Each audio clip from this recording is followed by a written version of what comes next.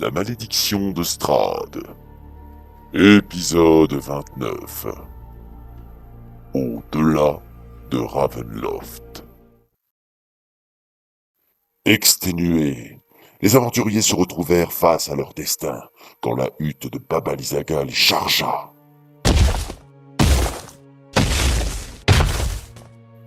Goël se transforma en un magnifique ours des cavernes et brava le danger. Il s'acharna à grands coups de patte sur l'épaisse écorce qui ne semblait pourtant pas entamer la hutte. Cette dernière usait de ses longues racines en bois pour lancer d'imposants rochers du marais sur Elendil qui fuyaient les assauts.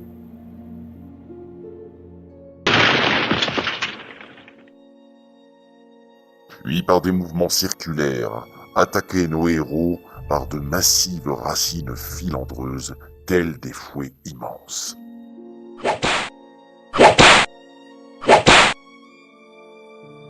C'est à ce moment précis que Victoria contourna la chose pour lui asséner un coup très violent. La hutte tourbillonna alors, et l'épée de Victoria lui échappa des mains. Pendant que se jouait le vacarme des épées sur l'écorce craquante, Isil Mélès repéra une faille et réussit à se téléporter à l'intérieur même de la hutte par un mouvement arcanique très précis. Alors qu'il était dans le ventre de la chose, il réussit non sans mal à déconnecter le lien magique qui animait la hutte. C'est une victoire. Cependant, ce ne fut pas sans mal, et ce combat allait rester gravé dans la mémoire de nos héros pour toujours. Contents de leur exploit, les aventuriers trouvèrent objets magiques, or et la pierre de Davian, celle qui rend les sols fertiles. Mais surtout, ils libérèrent Lina, la sœur de Jenny Grinty.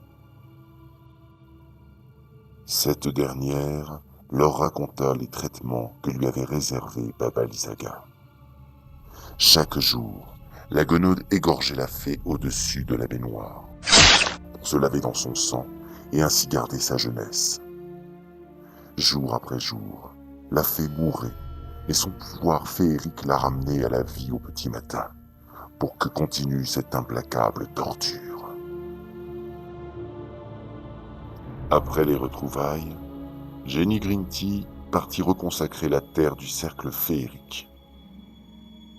La forêt se mit à scintiller et la fée récupéra une grande partie de son pouvoir, ce qui impacta directement l'aspect de la végétation environnante, bien moins lugubre qu'auparavant. Jenny Grinty leur prit de la rejoindre chez elle, quand ils auront réussi à reconsacrer tous les sites pour se préparer à l'offensive finale sur le château de Ravenloft. Suite à cela, les aventuriers décidèrent tout d'abord d'aller restituer la pierre au père Davian pour rendre le moral à la population grâce à l'excellent vin de ce dernier. Après une nuit bien méritée, ils se remirent en route avec Lina à la colline d'antan. Sur le chemin, elle leur expliqua que l'arbre Gultias, en haut de la colline, est un passage vers les limbes et qu'il faudra réussir une épreuve mystérieuse à l'intérieur. Une fois en haut de la colline, les aventuriers ne tardèrent pas à trouver le passage dans l'arbre.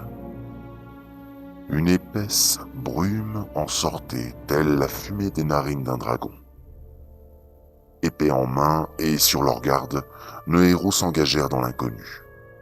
Et maintenant, Alea jacta est.